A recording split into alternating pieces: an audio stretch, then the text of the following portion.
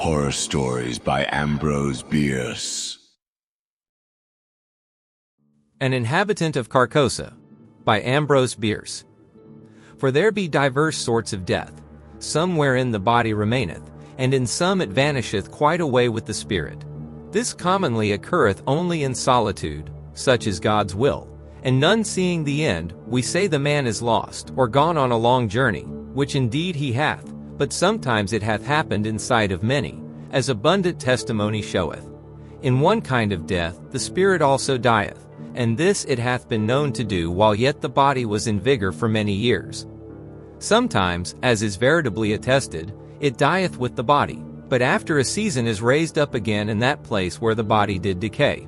Pondering these words of Holly, whom God rest, and questioning their full meaning, as one who, having an intimation, yet doubts if there be not something behind, other than that which he has discerned, I noted not whither I had strayed, until a sudden chill wind striking my face revived in me a sense of my surroundings.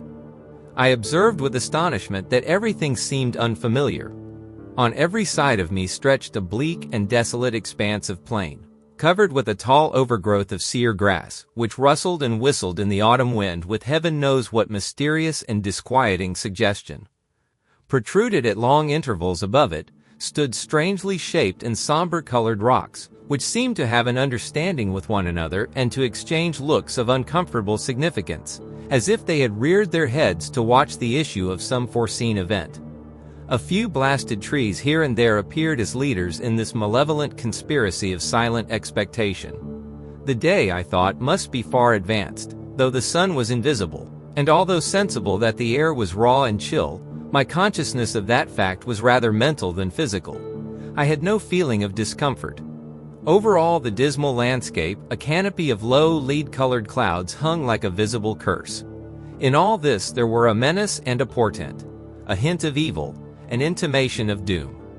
Bird, beast, or insect there was none.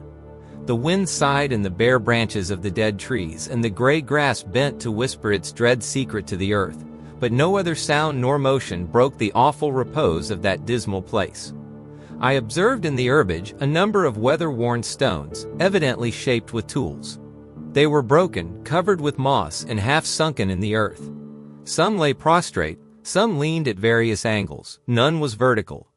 They were obviously headstones of graves, though the graves themselves no longer existed as either mounds or depressions. The years had leveled all.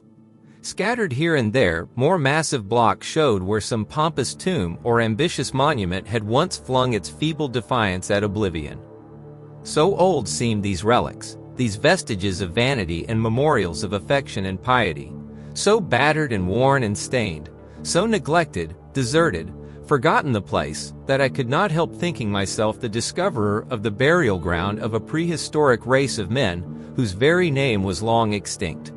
Filled with these reflections, I was for some time heedless of the sequence of my own experiences, but soon I thought, how came I hither? A moment's reflection seemed to make this all clear and explain at the same time, though in a disquieting way, the singular character with which my fancy had invested all that I saw or heard. I was ill. I remembered now that I had been prostrated by a sudden fever, and that my family had told me that in my periods of delirium I had constantly cried out for liberty and air, and had been held in bed to prevent my escape out of doors. Now I had eluded the vigilance of my attendants, and had wandered hither to where? I could not conjecture. Clearly I was at a considerable distance from the city where I dwelt, the ancient and famous city of Carcosa. No signs of human life were anywhere visible nor audible, no rising smoke, no watchdog's bark, no lowing of cattle, no shouts of children at play, nothing but that dismal burial place, with its air of mystery and dread, due to my own disordered brain. Was I not becoming again delirious, there beyond human aid? Was it not indeed all an illusion of my madness? I called aloud the names of my wives and sons, reached out my hands in search of theirs, even as I walked among the crumbling stones and in the withered grass. A noise behind me caused me to turn about. A wild animal, a lynx, was approaching. The thought came to me, if I break down here in the desert, if the fever return and I fail, this beast will be at my throat. I sprang toward it shouting, It trotted tranquilly by within a hand's breadth of me and disappeared behind a rock. A moment later, a man's head appeared to rise out of the ground a short distance away. He was ascending the farther slope of a low hill whose crest was hardly to be distinguished from the general level. His whole figure soon came into view against the background of gray cloud. He was half naked, half clad in skins. His hair was unkempt, his beard long and ragged. In one hand he carried a bow and arrow. The other held a blazing torch with a long trail of black smoke. He walked slowly and with caution, as if he feared falling into some open grave concealed by the tall grass. This strange apparition surprised but did not alarm, and taking such a course as to intercept him, I met him almost face to face, accosting him with the familiar salutation, "God keep you." He gave no heed, nor did he arrest his pace. "Good stranger," I continued, "I am ill and lost. Direct me, I beseech you, to Carcosa."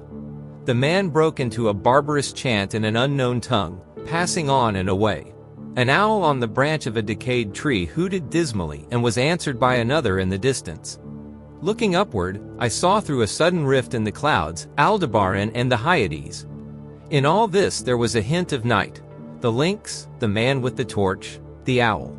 Yet I saw even the stars in absence of the darkness. I saw, but was apparently not seen nor heard. Under what awful spell did I exist?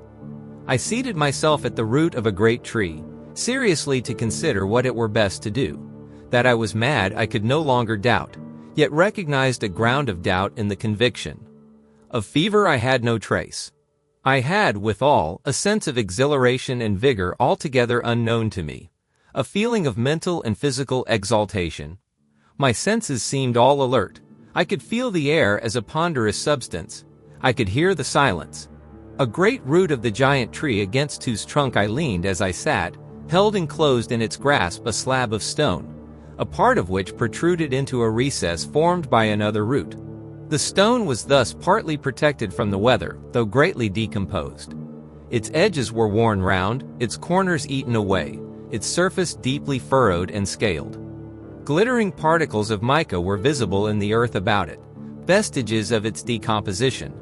This stone had apparently marked the grave out of which the tree had sprung ages ago. The tree's exacting roots had robbed the grave and made the stone a prisoner. A sudden wind pushed some dry leaves and twigs from the uppermost face of the stone. I saw the low relief letters of an inscription and bent to read it. God in heaven, my name in full, the date of my birth, the date of my death. A level shaft of light illuminated the whole side of the tree as I sprang to my feet in terror. The sun was rising in the rosy east. I stood between the tree and his broad red disk. No shadow darkened the trunk. A chorus of howling wolves saluted the dawn. I saw them sitting on their haunches, singly and in groups, on the summits of irregular mounds and tumuli filling a half of my desert prospect and extending to the horizon. And then I knew that these were ruins of the ancient and famous city of Carcosa. Such are the facts imparted to the medium Bayrols by the spirit Hoseb Allah Roberdine.